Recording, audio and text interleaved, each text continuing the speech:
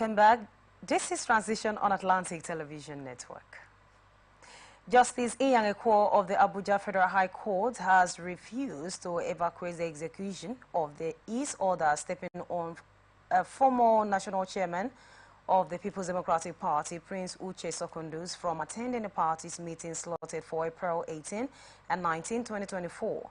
Justice Ekwo, who refused to stay the order in a ruling, also refused similar requests made by the Celestine Omoya and former Deputy Speaker of the House of Representatives, Augustine Opara. The judge, in his ruling, is three separatist applications filed by Secondus, Omoya, and Opara, held that the case of the applicants were grossly incompetent and lacking its merit.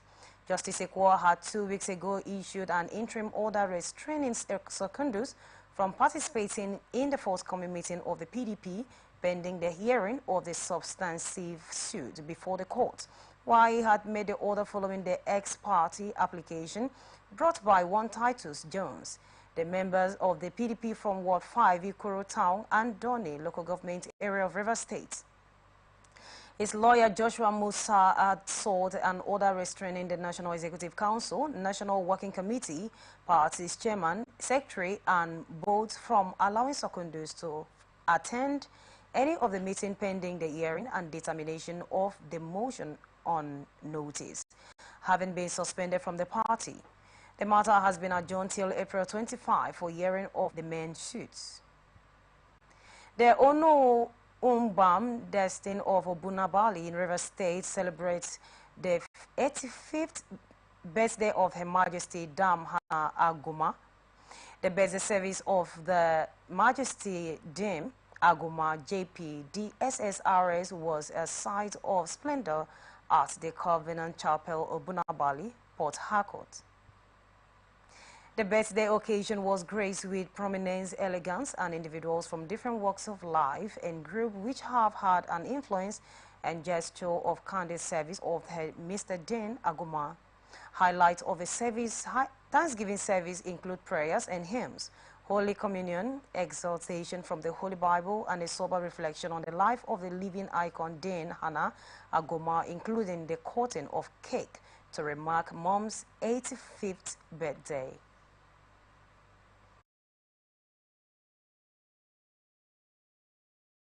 Wonderful family, blessed by God.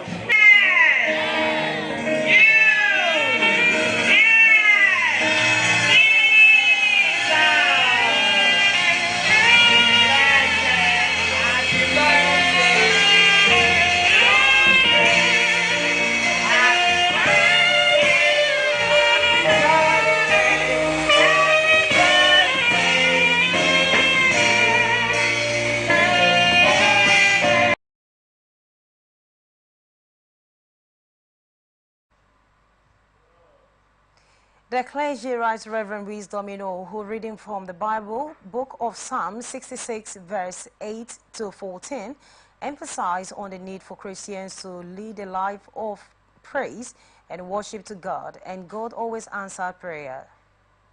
Call upon him as a child of God, he will answer. God is not deaf. God hears prayers.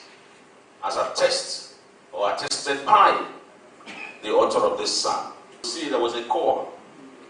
It says, shout with joy to God, all the earth. Sing to the glory of his name. Make his praise glorious. Calling that everyone should give God the desired and deserved praise, because it is due him. Then in verse 5 to 7, the psalmist was remembering the famous story about how God rescued the children of Israel by parting the Red Sea.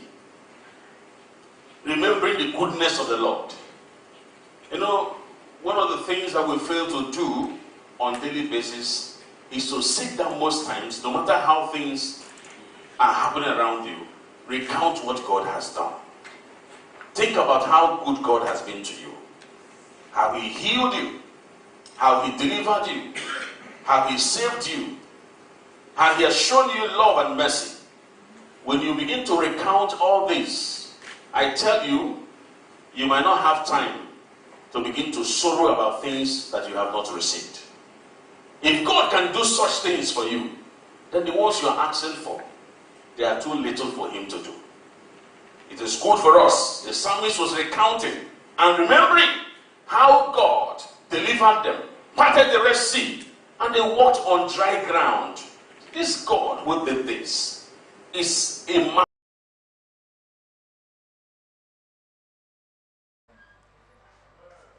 In a remark, Madame Aguma expressed to families, friends, and members of the cathedral so far. My Lord Bishops, my Lieutenant Bishop, my maternal Bishop, you know yourselves.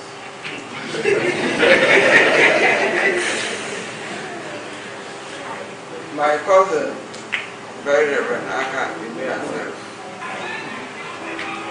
I cannot say anything about this chapel. And the children know without mentioning him. He was monitoring the building of this chapel until it came to fruition. That's what I can say now. But his relation, not to me alone, to my sister, to my late brother, all of us. Now, like my bishop, my assistant bishop said, when you make a vow, try and complete it. When I was 84 years old, I did something, but they too persuaded me to celebrate birthday. I said I will not, but they confused me in everything. When you said, well, if you won't now, then I won't do my own. I said, okay, include me. And by the grace of God, the vow I made that day, I completed it. I told the cathedral choir I will give them a uniform, which I did. Igor Aguma stated that family and friends has always been supportive.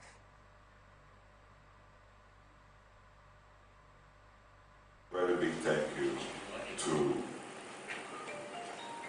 my Lord Bishop and very good friend, Bodo Iwuon, my uncle Bishop Bodo, and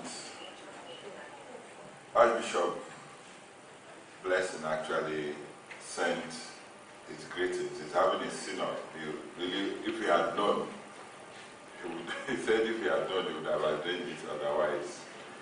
But we did all these things so solidly. And he asked Reverend C to represent him. That's my cousin Chamberlain.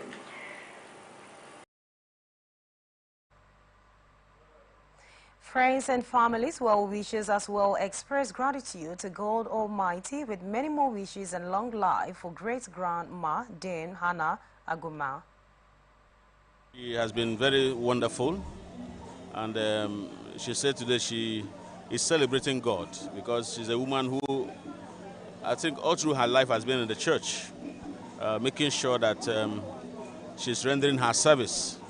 So we are really glad and we give God glory for today. We are here to celebrate her and to return glory to God for 85 years. It's quite an amazing thing, and it's something that is worth celebrating.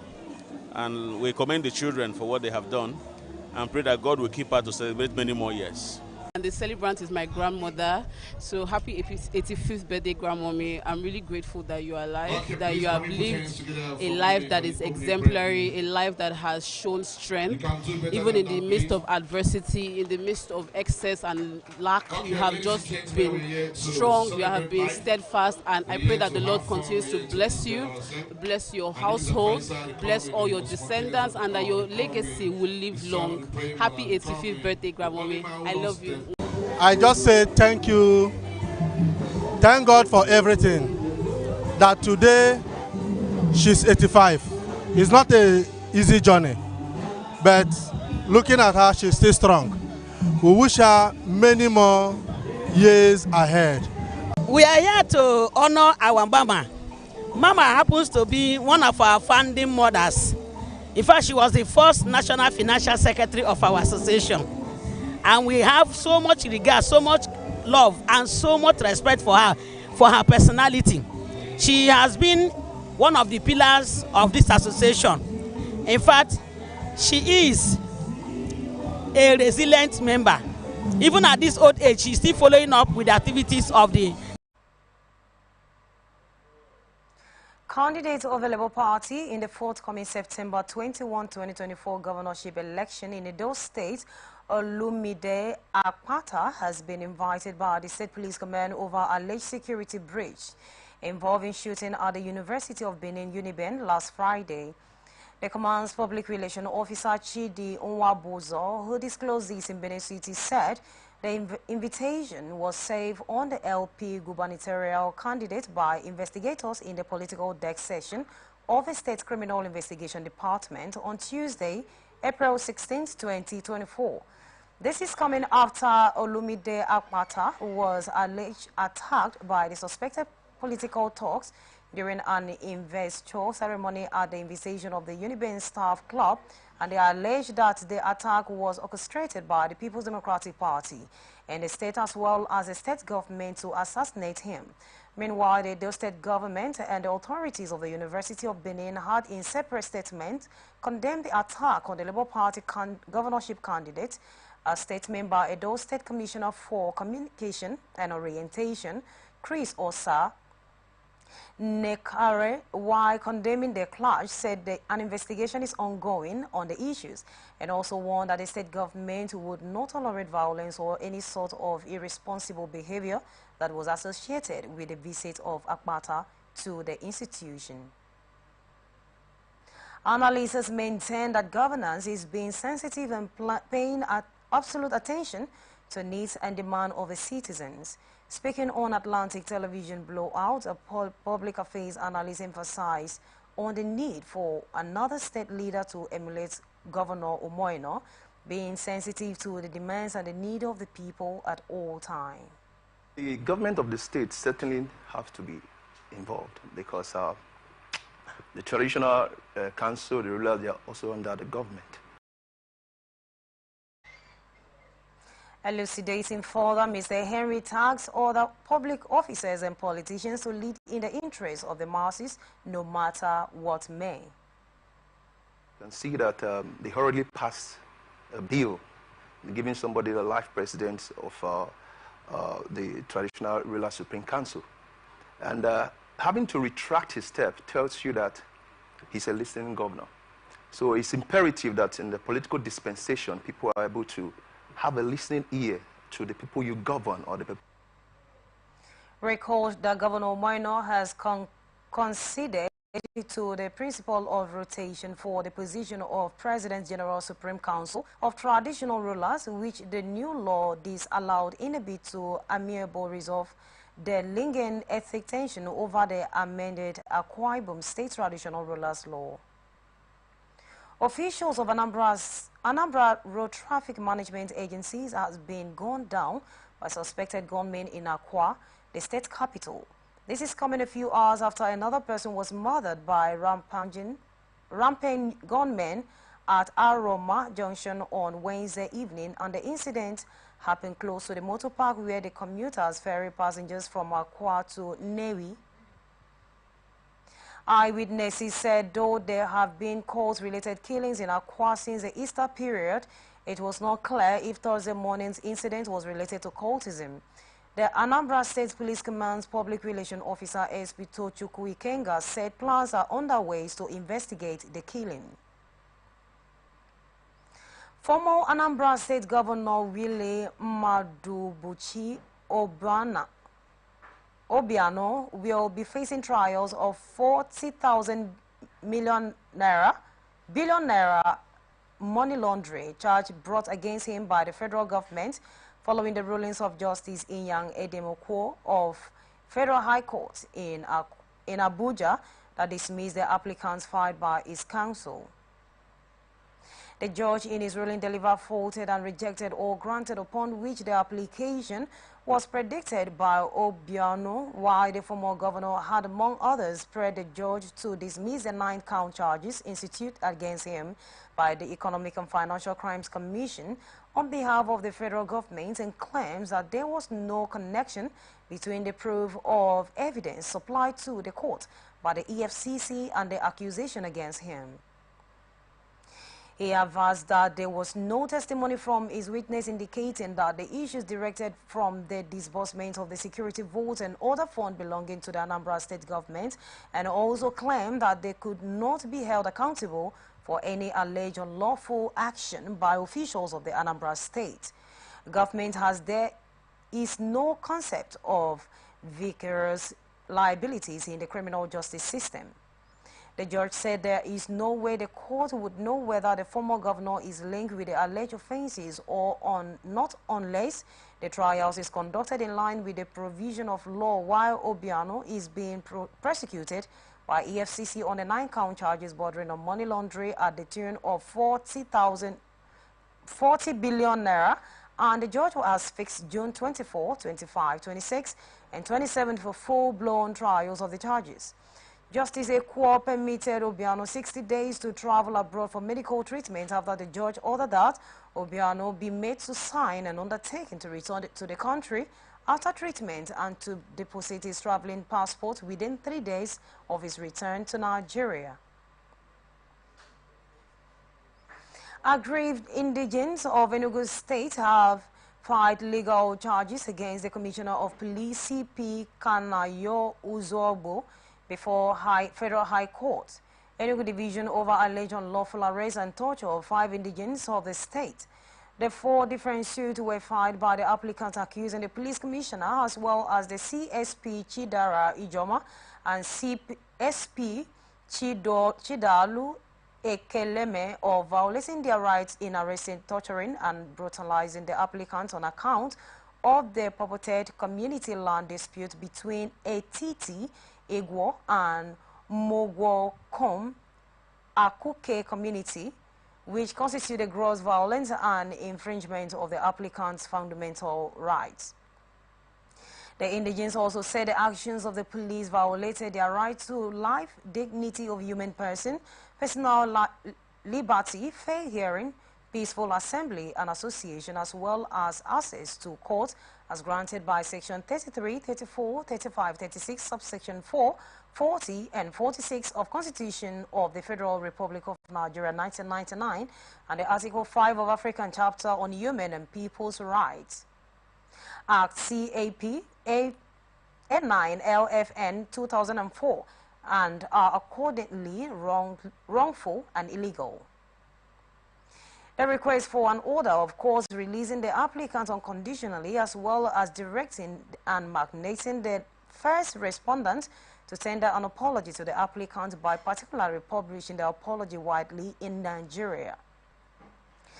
They claimed in the suit that the Akwoeke community wrote a petition to the Inspector General of Police against some unknown gunmen terrorizing their area and also guarding some hoodlums who are demolishing houses and bringing down fence in their areas, while no date has been fixed for the hearing of the motion. Day-old baby boy abandoned in a polythene bag has been rescued at Alaji Masha Road in Surulere area of Lagos State.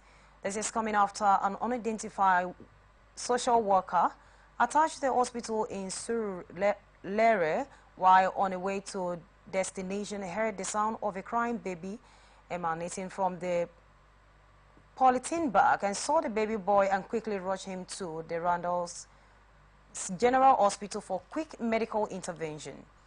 The divisional police officer and the team from the family support unit visited the scene of the incident and assured that investigation was ongoing, while the state government has urged residents to volunteer information that will enable it to identify the parents of the baby. Rights group, the Advocates for Children and Vulnerable Persons Network, says it is not happy with the rejection of a 15-year-old girl who was allegedly defied at Swama in the Ifako Bagada area of Lagos State. The group said the alleged rejection of the abused minor by the State Ministry of Youth and Social Development was a huge disappointment, stressing that the suspect, identified simply as Fred, has been repeatedly defiling the victim for 2 years and had also forced her to carry out abortion of the babies twice. The act was allegedly perpetrated with the knowledge of the victim's guardians, who reportedly consulted an auxiliary nurse who performed the abortion.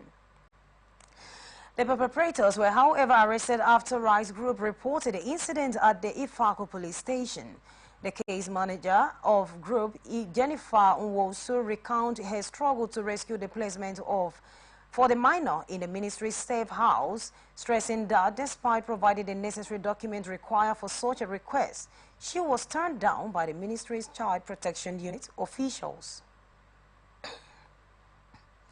Oyo State Governor Seyi Makinde says his administration is ready to partner with investors to unlock the terrorism potential of the states. He also said opportunities exist in the tourism sector, which can lead to prosperity if properly harnessed. Adding that there are 6 major sites of development in the state, namely Cultural Center, Ibadan, Boas Tower, Eleyele Waterfront, Idere Hills, Iyake Suspended Lake, and Iyampo Hills.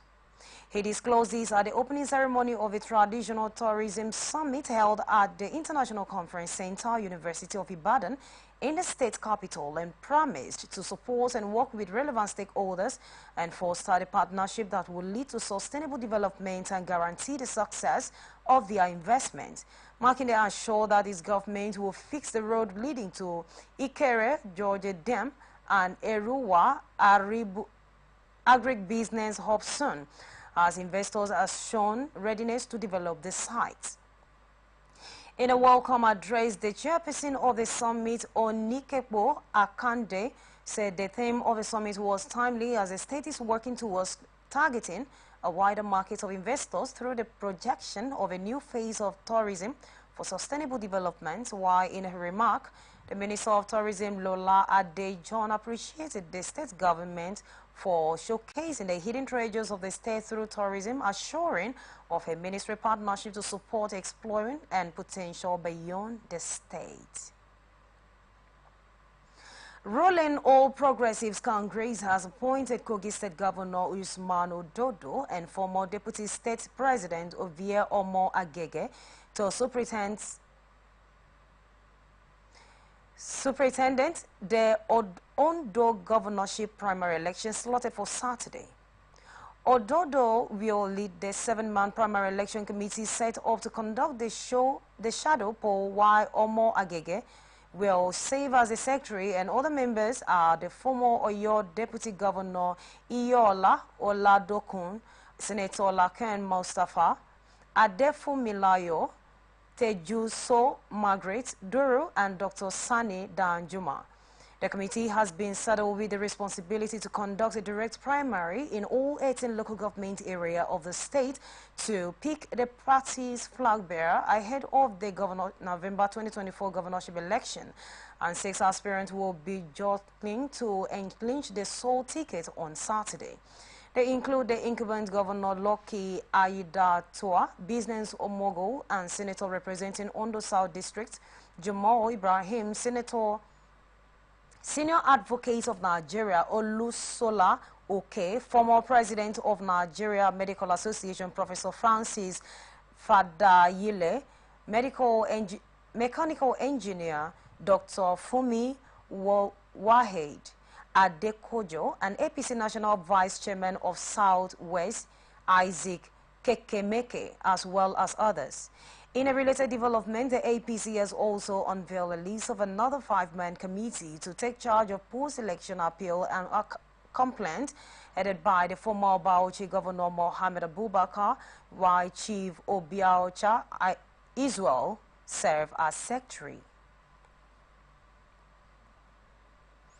traditional ruler in Ogun State, the Onimeko of Imeko in Inmeko, Afon local government area of Ogun State, Oba Benjamin Olaniti, is not happy over the abandonment of the border communities by the government.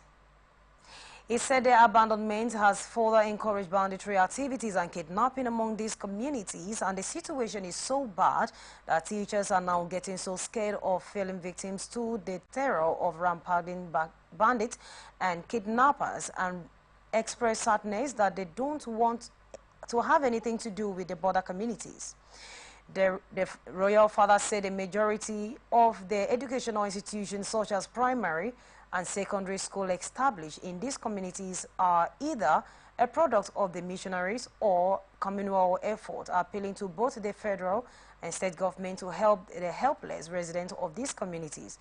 Oba Olaniti, who discloses during the opening ceremony of the 2 days international conference in honor of Emeritus Professor of History Anthony Asiwaju at the Cultural Center in Owutu, Abeokuta, chaired by the Professor Folashed Ogunsola, Vice Chancellor of Lagos State University, said the purpose of the international conference is to provide a platform to further discuss the use of border among African countries as the bridge to enhance economic integration and prosperity, and not as the barrier to sit the potential growth and economic boom on the continent. Asiwaju, however, said that he was always embarrassed and shocked when confronted with the plight of residents in border community, given the amount of work he had done for over 60 years to bring about a positive change. Kwara State government has called on the Ibadan Electricity Distribution Company to improve service delivery to the people of the state, saying many communities were without power supply. The government also urged the IBET to be considerate in the manner in which it built the facilities owned by the state, including hospitals and waterworks.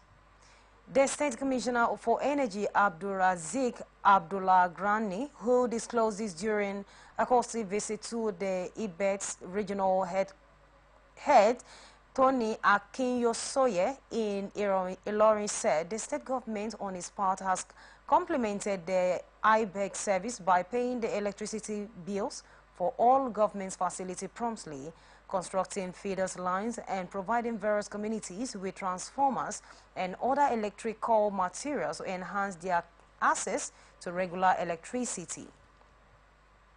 The Chief Electrical Engineer of the Ministry, Usman Komba, also urged the IBEC to ensure the steady power supply to all parts of the state, especially the southern and northern district, stressing that many communities in those areas have been denied access to electricity for over a year. Responding, the IBEC regional head said the allocation of power supply was limited because of network problem, stressing that things will improve soon despite the new billing tariff for customers that has gone beyond what DISCO had modified and appealed to customers to accept the new development in good faith.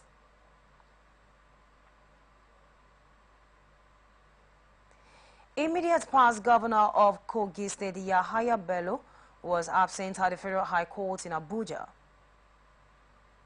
The former governor was to be arraigned by the Economic and Financial Crimes Commission over alleged money laundering offense involving 84 billion naira. Counsel for the EFCC, Kemi Finro, earlier told the court that the Bello was absent from the court for his arraignment because he was being protected by someone with immunity. Justice Emeka Wite subsequently adjourned the case to April 23rd. Economic and Financial Crimes Commission has declared a former governor of Kogi State, Yahaya Bello, wanted for offenses relating to Economic and Financial Crimes Commission. A notice posted on the Commission's official Facebook page said former Kogi State Governor Yahaya Bello is wanted by the EFCC for offenses relating to Economic and Financial Crimes Commission tune of 80.2 billion naira adding that anybody with information to his whereabouts should report immediately to the Commission or nearest police station. This is coming after the Economic and Financial Crimes Commission says it has concluded arrangement to arrest the immediate past governor of Kogi State, Yahaya Bello, with soldiers and bring him before the Federal High Court, Abuja, for arraignment to answer to the charges preferred against him. Responding, Bello's counsel, Mohammed, informed the court that his client has obtained an order from the High Court in Kogi State restraining the anti-graft agency for inviting, arresting and prosecuting him over the instant charge against him, adding that the court has no jurisdiction to do any other thing rather than to take his client's motion, challenging the court jurisdiction to entertain the subsisting charges. He faulted the EFCC move to try to get Bello arrested in Abuja residence while judgment was being delivered on the fundamental human rights suit, and after listening to both parties, Justice Emeka Witi adjourned the matter till Tuesday, April 23, 2024 for hearing and alignment. Federal government has ordered the immediate past governor of Kogi State, Alhaji Yahaya Bello, to follow the path of decency and submit himself or proved by the Economic and Financial Crimes Commission over alleged corrupt practices while in office as governor of Kogi State. Attorney General of Federation and Minister of Justice Prince Lateef Fagbemi, in a statement, has personally signed, said the EFCC is empowered by the law to invite any Nigerian for interrogation, and described the action of the incumbent governor of Kogi State, Ahmed Ododo, who used his immunity to prevent Bello's arrest on Wednesday as disquieting, adding that embarking on the temporizing himself, help and escaping that can only be put Nigerians into bad light before the rest of the world is not the way to go. According to him, he stands for the rule of law and will ensure no right of any Nigerian is tempered upon, adding that EFCC is given power by the law to invite any person of interest to interact with in the course of their investigation into any matter regardless of status. He also said Nigeria has a vibrant judicial system that is capable of protecting anyone who follows the rule of law in seeking protection, and therefore encourage anyone who has been invited by the EFCC or any other agency to immediately toe the path of decency and civility by honoring such invitation, insisting of embarking on the temporary self-help and escapism that can only put the country in bad light before the rest of the world. Kogi State governorship candidate of People's Democratic Party in 2023 election, Senator Dino Melaye, has disagreed with former governor of Benue State, Samuel Otim, at a PDP North Central Zone leadership meeting. In a post on his X handle on Tuesday, Melaye said the confrontation stemmed from Otim's declaration of support for President Bola Tinubu of All Progressives Congress ahead of the 2027 election. Senator Dino Melaye, who embarrassed the former governor Otim of Benue State, said he was shocked that ex-governor Otim could feel comfortable sitting in a PDP meeting working in majestically after his anti-party activities. This is coming after, in January, that the ex-governor Otim spoke about plans by former governor of PDP known as G5 to support Tinubu for second term in 2027. Federal High Court in Abuja on Wednesday fixed May 20 to decide on separate application praying for the restoration of the bails granted to the leader of the indigenous people of Biafra, Nnamdi Kanu. The court said it will also consider the application that the IPOB leader will be transferred to another facilities from the custody of the Department of State Services. This is coming after Justice Binta Yako of the Federal High Court had, on April 25, 2017, released Kanu on bail on health granted and following his rearrest in Kenya on June 9, 2021, and repatriation to Nigeria. He has since been remanded in DSS custody, while his subsequent prayer for fresh bail was rejected by Justice Nyako on March 19, 2024. The lawyers have threatened to boycott the trials if the situation did not change, arguing the Kano's continuous detention in the DSS custody would frustrate their trial. All Progressives Congress in Kaduna State has expressed support for the move by the State House of Assembly to probe the financial dealings, particularly loan obtained by the administration of the immediate past Governor Nasiri El-Rufai. The Kaduna State APC Publicity Secretary Losu Wasono, who described the probe as the welcome development, said the Kaduna State chapter of the Nigerian Labour Congress has backed the probe, while the State Assembly has on Tuesday set up a 13-man panel to probe El-Rufai's administration. The probe by the State House of Assembly came week after incumbent governor of Kaduna State, Uba Sani, lamented that El-Rufai left him a huge debt profile, adding that he inherited a loan treasury and could not pay workers' salaries. El-Rufai spokesman Awiwa Adekeye would not pick up calls put through to his lines to respond on the trending matters. This is coming after the members representing the Kwaura constituency, Yusuf Mogo, moved the motion on the matter of the public importance that the loans taken by the immediate past governor be investigated, and that there was a need for the people of the state to know the condition attached to the loans. Adamawa state government says it has proposed 55.5 billion naira as supplementary budget for the 2024 financial year. This is coming after the Adamawa state government on December 9, 2023, presented an appropriation estimated of 225.8 billion naira. The State Commissioner for Information and Strategy, Nyodo Kofouto, who disclosed this in Yola, said the supplementary budget was part of the agenda of the Emergency Executive Council meeting presided over by the Deputy Governor, Professor Kale Tapawa Faratua.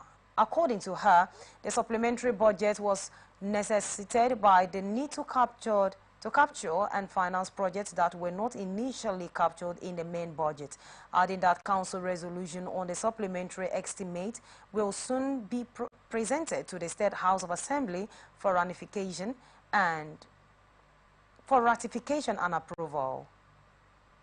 The Commissioner for Budget and Planning, Emmanuel Piridim-So, also said the supplementary budget was initiated to finance additional projects, while the state financed has reasonably increased in the ministry captured in the supplementary budget, where education, women's affairs, commerce and industries, and work and energy development, among others. All Progressives Congress says it has summoned Justice Usman Nabab of the Kano State High Court before the National Judicial Council for making an ex parte order restraining the party's national chairman, Abdullahi Granduje, from further parading himself as the party's leader. The restraining order by the judge followed Monday's suspension of Granduje by executive of the Granduje's ward in Dawakin Tafa local government area of Kano State, while the legal advisor of the APC Granduje's ward, Dawakin Tafa local government area of Kano State, Halendu Kajon Gawanjo, said the APC ward leader took the decision in view of the bribery allegation against Granduje. The judge adjourned the matter till April 30, while the APC condemned the order, describing it as illegal.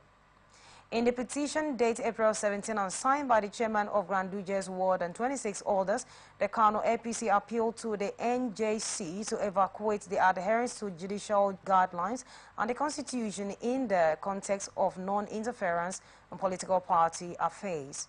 The party also said the court summons was never served on Granduje and further argued that the decision to intervene in the party's internal affairs without clear and compelling reasons to circumvent the party's own mechanisms appears to constitute a judicial breach, while the action said to concerning proceedings regarding the impartiality and the scope of the judicial intervention in the party governance. Federal High Court in Kano has stopped the suspension of the national chairman of the All Progressives Congress, Abdullahi Ganduje. By his word, the ruling came after Ganduje filed an ex parte motion seeking to enforce his fundamental right to the fair hearing, and the respondents in the application are the police, the Department of the State Service, the Nigerian Security and Civil Defense Corps, and 9 other individuals. This is coming after on Monday, April 16, APC executive in Dawakin Ward, Tafa LGA of Kano State, purportedly suspended the APC national chairman over the alleged corruption, while the State Working Committee of the APC nullified the suspension and sanctioned the ward executives with a month's suspension.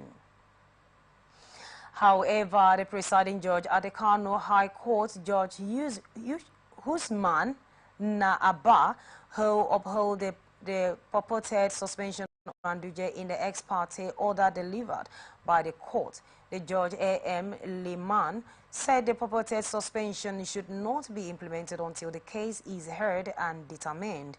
The court subsequently fixed April 30 to hear Ganduje's appeal. Operatives of the Yobe State Command of Nigerian Security and Civil Defense Corps says they have arrested 6 suspected power cable thieves in Damaturu, the state capital. The state commandant of the Corps, Adamu I. Zakari, who discloses why parading the suspects in Damaturu, said the operatives nabbed them for stealing amount cables worth 1.2 million naira behind the Wakiri Ibrahim housing estate in the metropolis.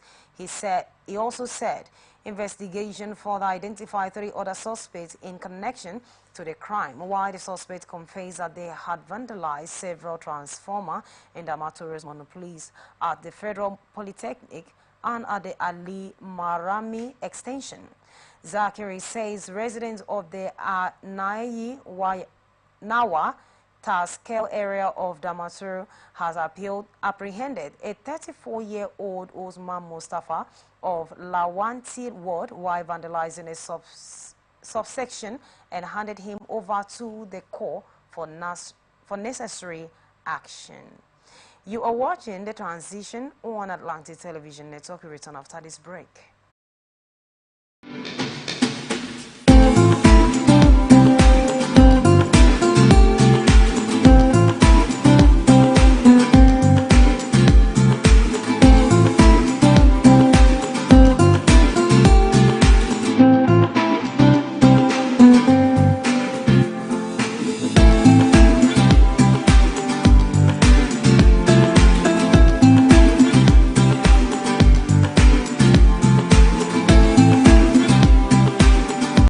From the line across through the Sahara, we bring on sport news, live analysis, expert discussions on trending stories in politics, business, socio-economy, sports, and documentaries. So catch all the updates on the happenings around the globe. Stay focused on the fact today, only on ATN.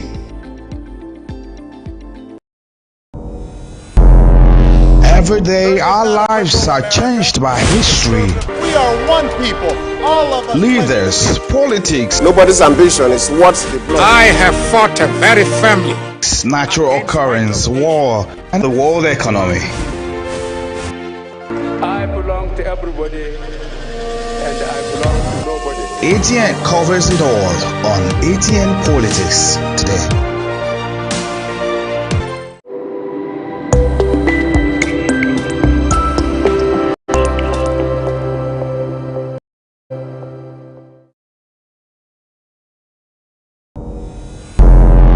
Every day our lives are changed by history. We are one people, all of us. Leaders, politics. Nobody's ambition is what they blood. I have fought a very firmly. Natural occurrence, war, and the world economy. I belong to everybody, and I belong to nobody. ATN covers it all on ATN Politics.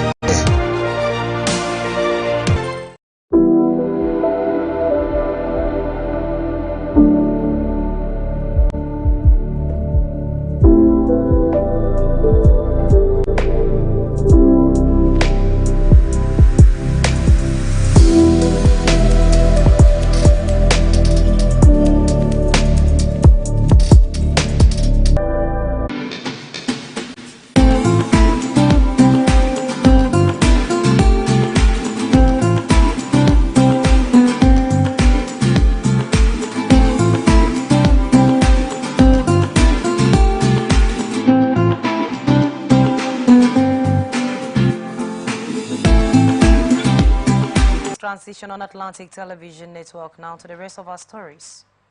The House of Representatives has ordered all terminal operators and the Nigerian Port Authority agents to forward to it all concession agreements and developmental plans, nurture of investments and equipment and infrastructure, insurance, among others, in line with the concession agreements with the Nigerian Port Authorities. The House made its call during an interaction section with terminal operators at the National Assembly Complex in Abuja. Chairman of the Committee on Port and Harbour, Honorable Halim Naji, during the meeting said the aim of the interaction is to promote efficiency and effectiveness and achieve optimal goal in the operation of the terminal operators, know their challenges, and have an elaborate discussion on ways to improve the economic fortune of the sector. This interactive section is very crucial because of the invaluable roles the sector plays in our economy and our national life. It therefore presents us with urgent need to effect changes that will restructure this unique and high-tech sector and position it to strategically compete in the global space.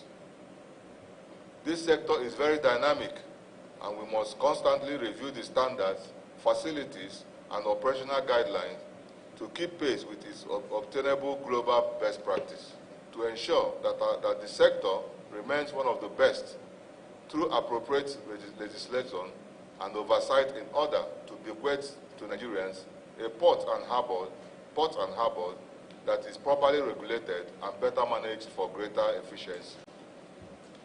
It is important to harmoniously promote the objective of professionalizing the modus operandi of this sector to improve our country's GDP and revenue generation. This interactive section is very crucial. Making her contribution to ensure effectiveness in revenue generation and collection, as well as to reduce leakage, the registrar and Chief Executive Officer, Council for the Registration of Flights Forwarders of Nigeria, Otunta Chinyere, advised all terminal operators to adopt electronic mode of payments to reduce human interface in their operations. Which has made it possible for us to collect as much as we are supposed to do. Has to do with the process, the method.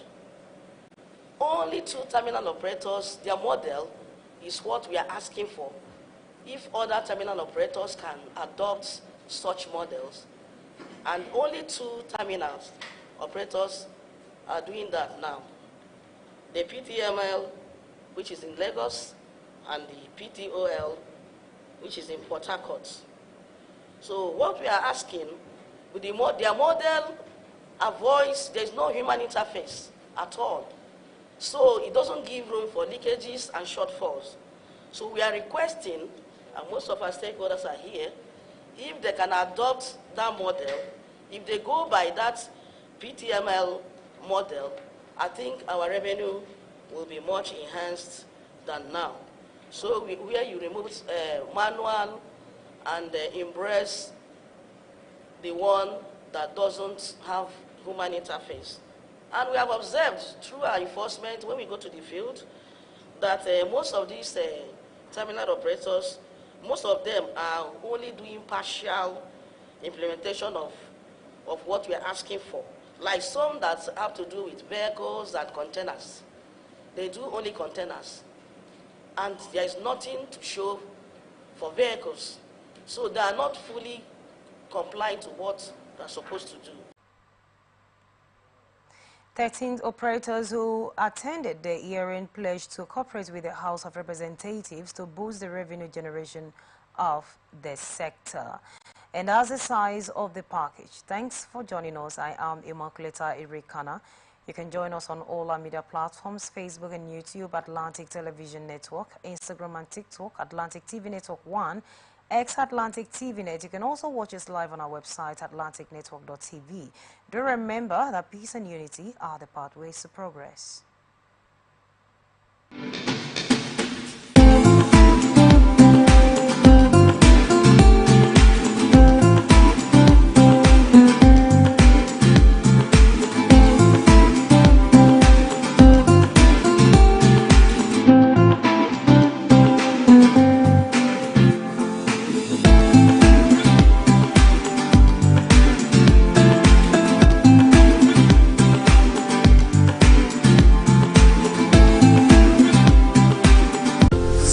lines across the ocean to the land beyond the mountains. Through the Sahara, we bring on-spot news, live analysis, expert discussions on trending stories in politics, business, socio-economy, sports, and documentaries. So catch all the updates on the happenings around the globe. Stay focused on the fact today, only on ATN.